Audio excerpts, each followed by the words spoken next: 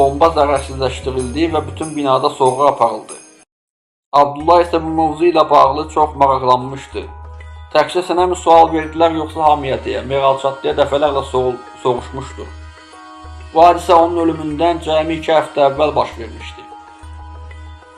Abdullah hər gün bronjilet geyinər, elə bayıra çıxardı. Amma ölümündən bir gün əvvəl Paris həbsxanasından qalan revmatizm və siyatik ağrıları səbəbilə bronjiletini geyinmədən evdən çıxmışdı. Abdullah Çatlının qızı Gökçən Çatlı isə atasını belə xatırlayırdı. Son vaxtlar özünə heç diqqət etmirdi. Saçlarındakı ağrılar artmışdı, amma problemlərini bizə hiss etdirməməyə çalışırdı. Ölümündən bir gün əvvəl Çatlı evdən çıxmış və Mehmet Özbay kimliyini üzərinə götürmüşdü. Hüseyin Kocadağ Doğru Yol Partiyasının Şanlıurfa Millət Vəkili Sədat Uçar, Abdullah